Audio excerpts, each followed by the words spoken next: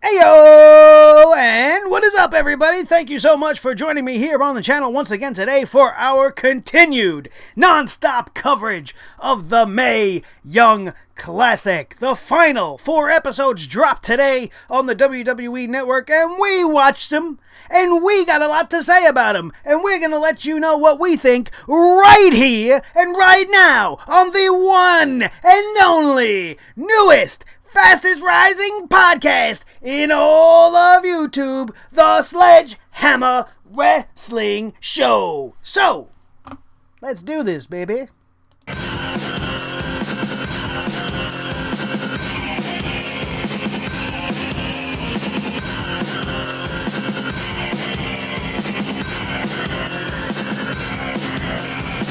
Sledgehammer Wrestling Show.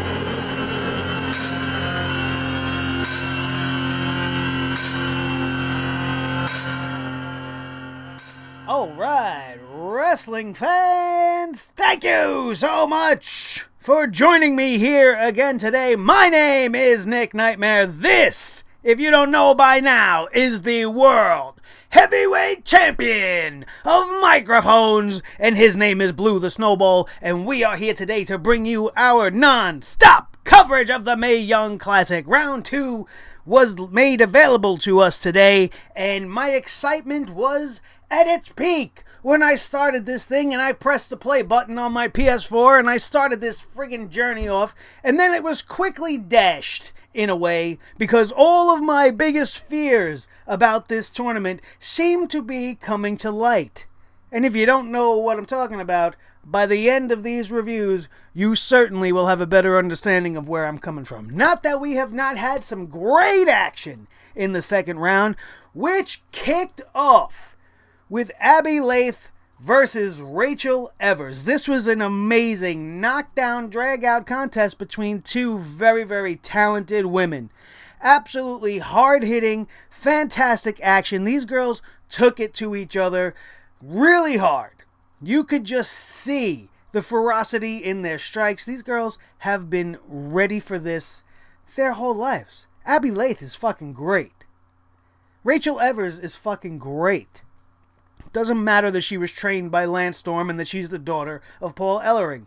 What she does in there, the power that she brings, and the athleticism that she brings into these matches are second to none. And the same could be said for Abby Lathe, the Mae Young protege.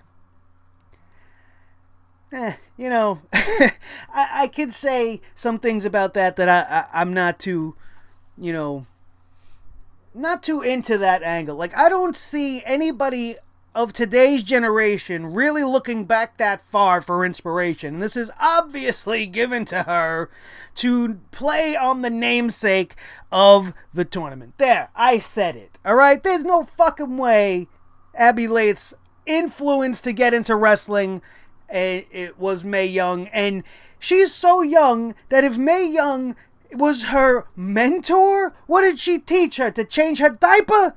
Come on, you guys. What kind of a protege can you have for Mae Young?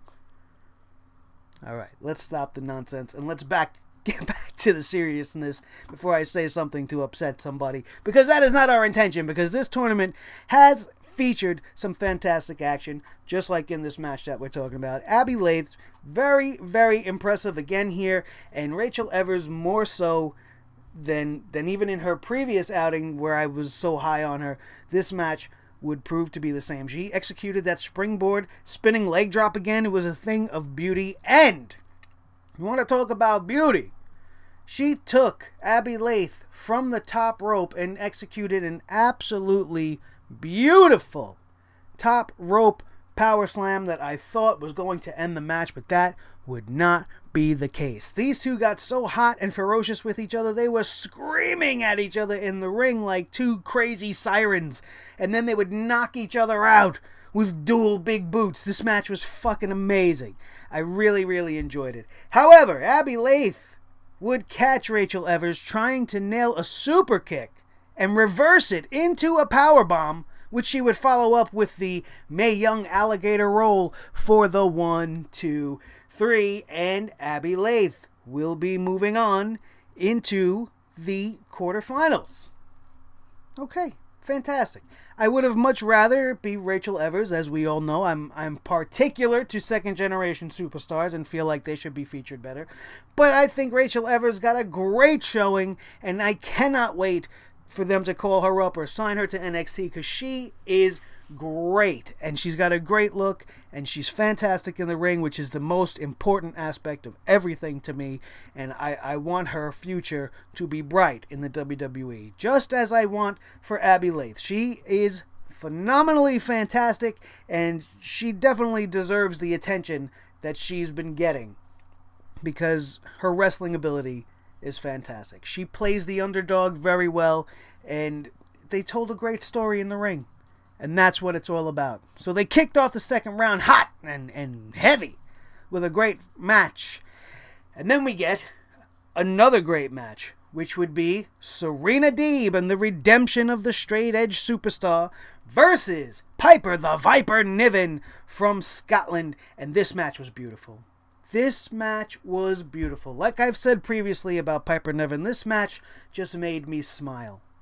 It harkened back to true wrestling. Serena Deeb was giving up at least 150 pounds to Piper Niven, and she couldn't budge her. It was absolute beauty to see. Real wrestling psychology being taken into account.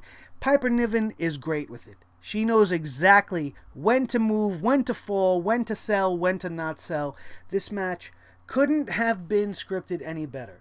The majority of the first half of the match, we had Serena Deeb just trying to wear the big girl down with a side headlock, just trying to find any way to gain leverage and get her off her feet.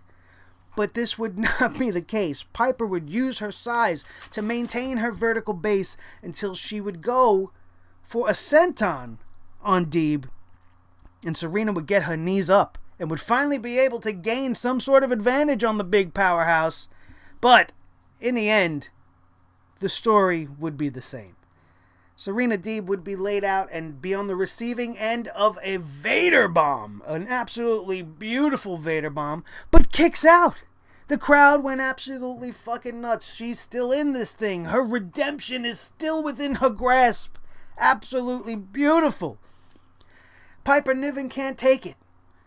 She's frustrated at the fact that she kicked out.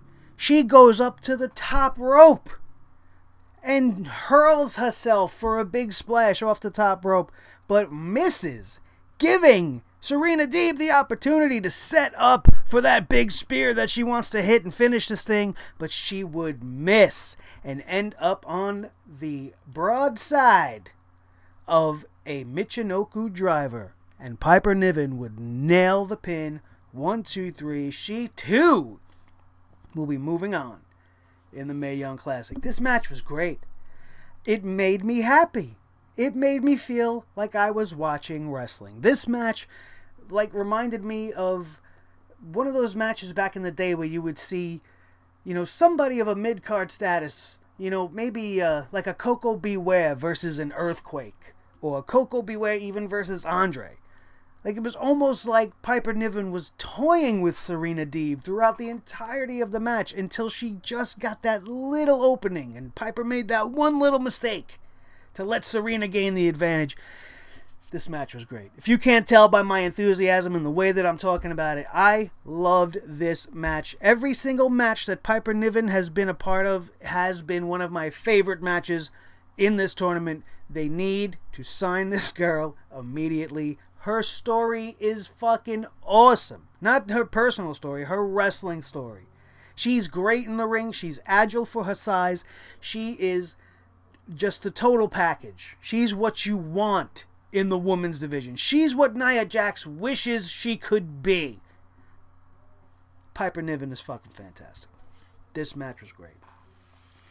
Up next, we had another match that to me seemed like a hiccup. I'm feeling so good. I got 2 great matches under my belt in episode number 5 here. And then we get Mercedes Martinez versus Madame Butterfly, La Princesa Suhei. And I didn't like this match. I didn't like this matchup, this pairing going into it. I thought that this was going to be what it was, which was just a slower and not very impressive match. I didn't think Martinez was a good opponent for Princessa Suhei. I would have much rather seen her go up against an Abby Lathe, somebody that could really generate an excitement in the crowd. I don't see much in Mercedes Martinez. She's just another one of these MMA girls, and they all feel exactly the same to me. And they come in and they do their suplexes and they want to submit you, and that's all they are. There's not much more to them than that. So I'm not feeling any of these MMA characters, and they're making them so strong, and they're making them almost the focal point of what is supposed to be a wrestling tournament. I don't like it. I know that this was a battle between the two most longest tenured wrestlers in the tournament. And Mercedes Martinez does have the inklings of a pro wrestler, but in this tournament, the MMA just comes out. And it's a turnoff for me. If I wanted to watch the fucking UFC, I would watch the UFC. But I don't, because I like wrestling. Nevertheless, this match started out, the girls were doing some chain wrestling, so at first I was like, alright, we're going to get a decent match. But then it turned into a slow, lazy match with absolutely nothing really special to talk about. A bunch of suplexes, nothing at all. It just brought my fears to light about the MMA agenda that's going on for this 4 horsewoman shit. And, Mercedes Martinez did some damage and then would end up hitting a Fisherman Buster, which is her finisher. And it just didn't even look impactful. I feel like the Princessa had the advantage, especially at that point in the match. She almost tapped her out. She had her arm in an armbar, very similar to the Sexy Star Rosemary armbar. You saw the torque in it, and you thought maybe just for a second that Suhei was going to have this thing. And then she just turns around, gets up, Fisherman suplexes her, and it's over. I didn't like the booking. I didn't like this match.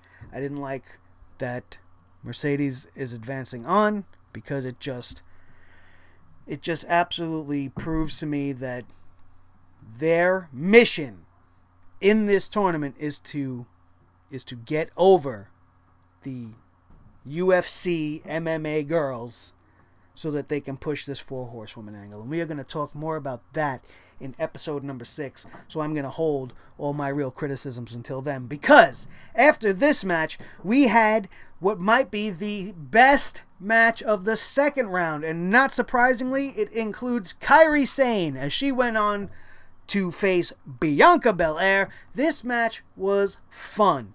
And Bianca Belair, I don't know if she heard me in my review of her last match, but she definitely upped her game and proved me just a little bit wrong. But we're going to get a little bit more into that. This match was so much fun. At one point, Bianca Belair blowing a kiss to the Princess Pirate, and she would catch the kiss and throw it down on the floor and stomp that shit out, which got a huge reaction from the crowd, and that is really where this match kicked off. It was fucking awesome. This was a much better showing for Belair, like I said, with the hair whipping. Let's just do it now and get it out of the way.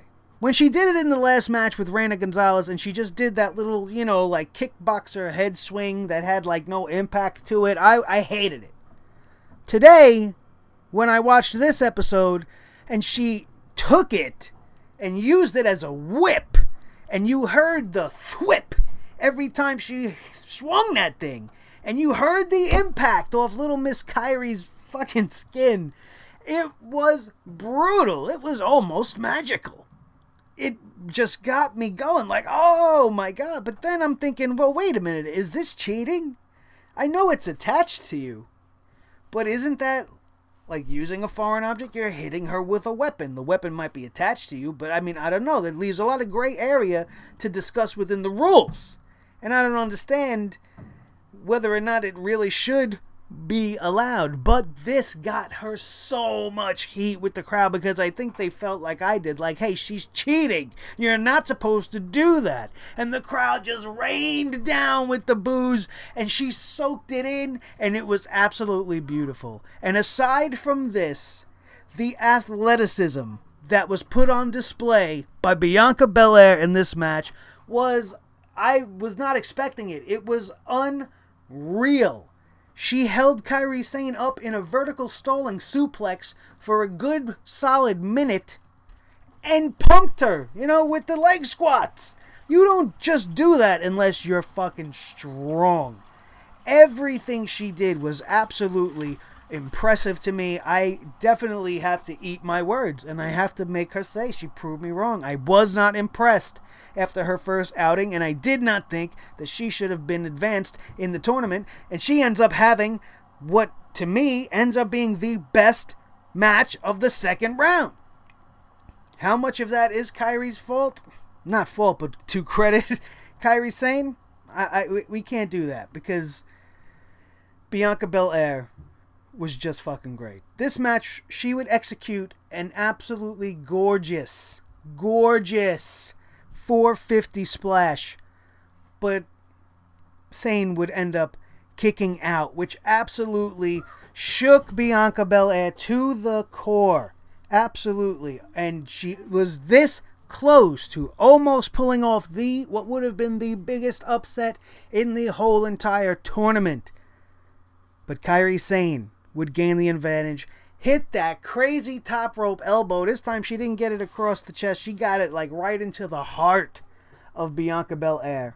And all the hair whipping and all the beautiful athleticism would all be for nothing in the end, as Kyrie Seine would get the 1, 2, 3 and advance as episode 5 came to an end, and the first half of the field was filled out. This episode, with the exception of the one little hiccup that we discussed, was a lot of fun. I had a great time watching these matches. It's an episode that I would definitely watch again.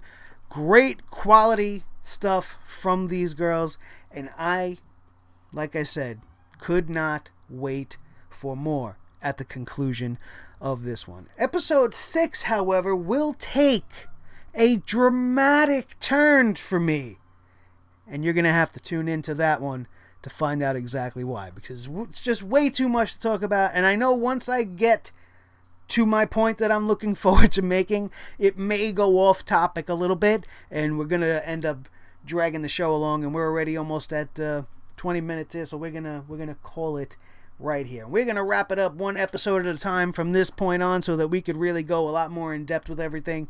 I am Nick Nightmare. This is Blue the Snowball Microphone. You have been watching the Sledgehammer Wrestling Show right here on Sledgehammer TV. Don't forget to check out our sponsor, Clutch Chairs. The description is down in the link below. That's all you got to do. Just go click it. You don't got to buy nothing. Don't cost you a dime. I almost couldn't get that one out there. It doesn't cost you a dime.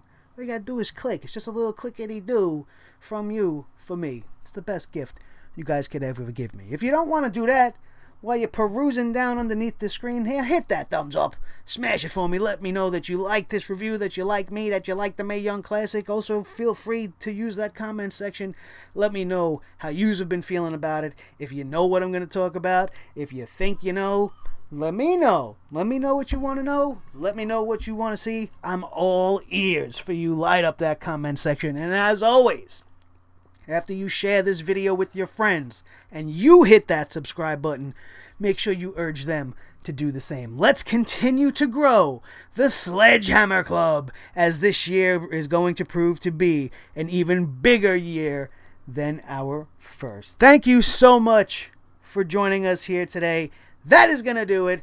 We are out of here, and we will see you next time right here for more coverage of the Mae Young Classic on the Sledgehammer Wrestling Show.